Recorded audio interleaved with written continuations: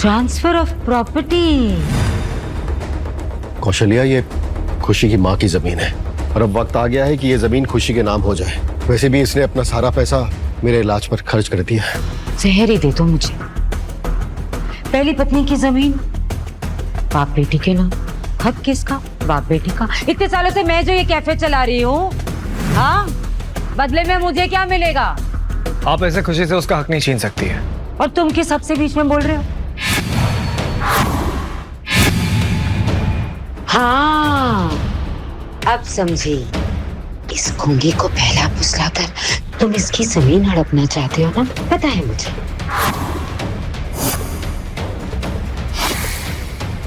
वैसे कौशल्या, हक तो तुम्हारे पास भी नहीं है ये सारी बातें करने का। ये जमीन खुशी की माँ ने अपने पैसों से खरीदी थी, तो उसके जाने के बाद ये जमीन जाहिर सी बात है खुशी की ही होगी ना। अगर रिश्ता सिर्फ खुशी का उसकी सगी माँ से ही है, तो इतने सालों से मैं जो इसे पाल रही हूँ, उसका मुझे क्या फायदा मिलेगा? मेरा मुंह मत खुलवाओ तो। पिछले 15 सालों में क्या 15 बार भी तुमने खुशी के माथे पर अपना हाथ रखा है प्यार से? अगर तुमने सच में उसे अपनी बेटी माना होता ना, तो ये जमीन उसके नाम ट्रांसफर हो रही ना, तुम्हें इससे एतराज नहीं होता। सच कहूं तो बहुत चिंता है अपनी बेटी की। मेरे जाने के बाद पता नहीं अकेली ना हो जाए। आखिर इस हालत में कौन इसे अपनाएगा? अरे आपके जाने के बाद क्या, जब इसे खुद अपना घर नहीं बसाना है तो आप क्यों मरे जा रहे हैं? 2 रिश्ते लाई थी मैं, ऐसे मना करती है जैसे खुद राजा महाराजा की बेटी हो। मना किया था ना इसने, है ना महारानी जी? छोटी माँ, पापा, आप लोग झगड़ा मत कीजिए। आप जिससे कहेंगे मैं उससे शादी कर लूंगी, बस आप लोग झगड़ा मत कीजिए। अच्छा, जिससे कहूंगी उससे कर लोगी शादी? इस भिखारी के साथ कर लोगी?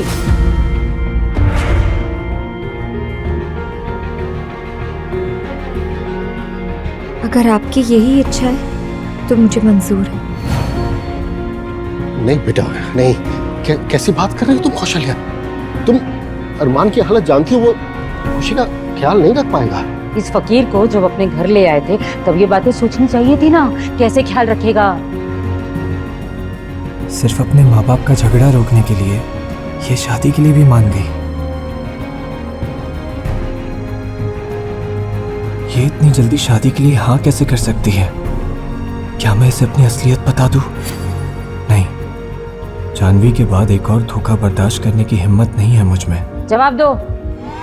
क्या तुम तैयार हो खुशी से शादी करने के लिए? कभी कभी एक शादी सिर्फ प्यार का नहीं, जिम्मेदारी का फैसला होता है। मैं एक बार खुशी से अकेले में बात करना चाहता हूँ। ये भिखारी मेरे सारे किए कराए पर पानी फेर देगा। अकेले में बात करनी है? क्या बात करनी है? कोई बात नहीं करनी। तुम्हारा ना रहने का ठिकाना है ना खाने का ठिकाना। हम तो एहसान कर रहे हैं तुम पर, इसे बात क्या करनी? मुझे नहीं लगता कोई बात की जरूरत है। नहीं अरमान, इनकी बात पर ध्यान मत दो। तुमको बात करनी है ना, बात कर लो। जाओ दूसरे से बात कर लो। खुशी, जाओ अरमान से बात कर लो अकेले में।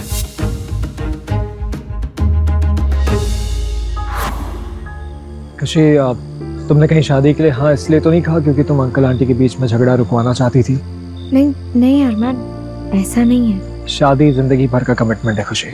और कमिटमेंट तो उसी इंसान से करनी चाहिए ना जो आपकी फिक्र करता हो, राइट? मैं बहुत सोच समझ कर ही फैसला ले रही हूँ अरमान। अरमान, याद है जब तुम पहली बार यहाँ आए थे तो छोटी माँ मुझे मारने आई थी और तुम बीच में आ गए थे। पापा के बाद तुम पहले इंसान हो जिसने मेरी परवाह की है। तुम्हारे पास पैसे भले ही कम हो पर तुम्हारा दिल बहुत बड़ा है। तो अगर तुम्हें भी लगता है कि मैं तुम्हारे लायक हूँ तो मैं तुमसे शादी करना चाहती हूँ। इरादा बदलेगा तो नहीं? इरादा कर लिया और प्यार भी। क्या? तुमसे कब प्यार हो गया मुझे पता ही नहीं चला अरमान, पर सच यही है, आई लव यू। तो फिर चलो चल के सबको बताते कि हम शादी करने वाले हैं।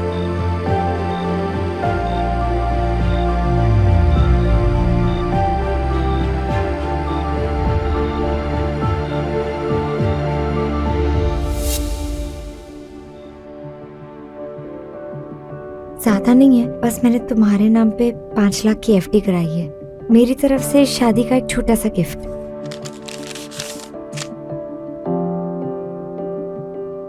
खुशी तुम ये देश का सबसे कंट्रोवर्शियल अरबपति अरमान मल्होत्रा महीनों से गायब है और पुलिस भी परेशान है। आखिर कहां है अरमान मल्होत्रा? क्या ये स्कैम है या साजिश?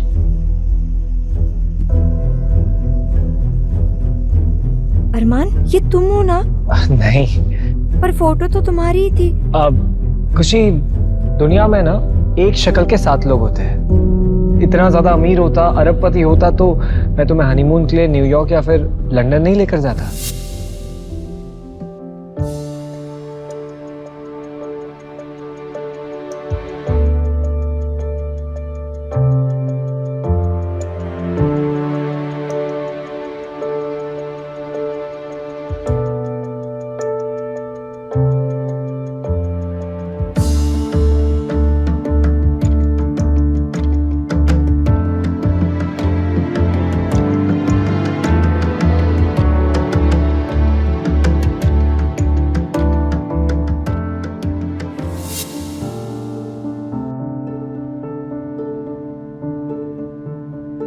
अगले महीने से मेरे 10,000 रुपए शुरू कर दो। नाम कौशल्या, हरकत कैकेयी जैसी है। तुम्हारा तो हिसाब ही अलग है। जहर दे दो कोई मुझे, नहीं दे दो। दुनिया की सबसे बुरी औरत तो मैं ही हूँ, लेकिन वो नजर नहीं आता। भिखारी जिसे अपने घर ले आए हो, अब उसे फ्री में रहने की जगह भी दे रही हूँ, 2 वक्त की रोटी भी दे रही हूँ। दिखता नहीं, अभी अभी शादी हुई है दोनों की। अरे थोड़ा तो रहम करो। अब पैसे देती थी तू मैंने काम के। अच्छा, रहने के जगह दूं, 2 वक्त का खाना दूं, अब पगार भी दे दूं। वाह, आप कहो तो जाके दोनों के हाथ पैर भी दबा देती हूँ। आइए आइए आइए, आपको कुछ मालिश वालिश की जरूरत है तो बताइए, दबा दो इनके हाथ पैर। किसी पे भी इतना जुल्म मत करो कि तुम्हारा गला दबाने पे उतर जाए वो। आपको क्या लगता है डरती हूँ इन फुकटबाजों से? बरेली वाला भाई है मेरा, 3 बंदूकें आज भी है उसके पास। करो फोन, हाँ फोन करो उसे, कोई छुके तो दिखाओ, दिखाओ छुके दिखाओ, छुके दिखा। हाँ हो गया, ड्रामा शुरू हो गया। ये सब फसाद किस लिए? पैसों के लिए। मैं दूंगा आपको पैसे, लेकिन अपने मुंह से आप पापा या खुशी के बारे में कुछ नहीं कहेंगे। इतनी जल्दी मान गया? कैसे? इतनी जल्दी कैसे मान गया?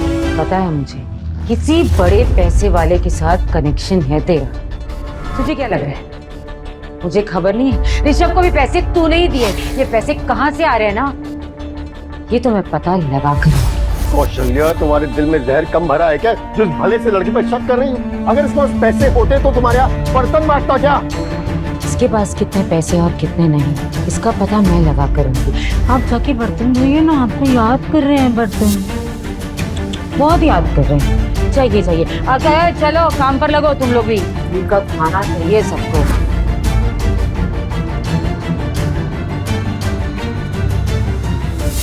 मैं वक्त नहीं देखता, वक्त लिखता हूं। जैसे कि मैंने अरमान मल्होत्रा का लिखा था। आज के बाद अरमान मल्होत्रा सिर्फ एक नाम बनके रह जाएगा। और अगर फिर भी किसी को शक हो तो we have a fake death certificate. You know, that's why I like you, Janvi.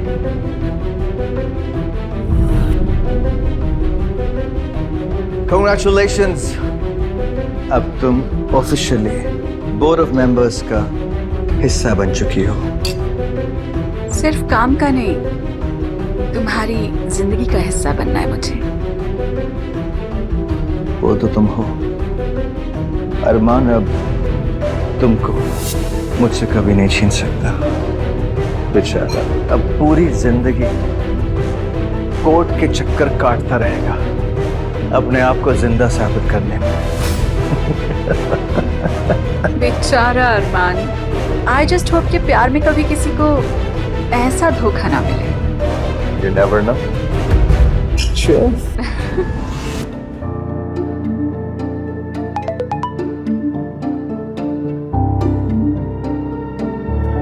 ये नहीं हो सकता। इसका मतलब मेरे सालों की मेहनत, मेरी कंपनी सब अपने नाम करवा ली जानवी ने।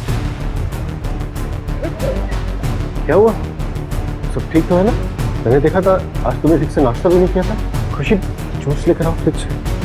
अरे रुक, फ्रिज में जूस फुकट खोरों के लिए नहीं है। क्या हो गया? 4 बर्तन मांझ के तेरी तबीयत खराब हो गई। एक तो ऐसे रहे जैसे करोड़ों का नुकसान हो गया हो तेरा। कौशल्य चुप हो जाओ, दिख नहीं रहा तबीयत खराब है इसकी। जब बेटा आराम कर लो थोड़ा, जाओ कमरे में ले जाओ इसे। मैं तुम्हारे लिए चाय लेकर आती हूँ, तुम अंदर जाओ। नहीं, मैं अपनी मेहनत की कमाई और अपने बाप दादाओं की दौलत ऐसी नीलाम नहीं होने दूंगा। सब कुछ वापस पाने के लिए मुझे सबके सामने आना ही होगा, और उसके बाद मैं खुशी को सारी सच्चाई भी बता दूंगा। अरमान, मुझे तुमसे कुछ कहना है। मैं प्रेग्नेंट हूँ। ऐसी और भी कहानियां सुनने के लिए डिस्क्रिप्शन में दी गई लिंक से डाउनलोड करें पॉकेट FM ऐप।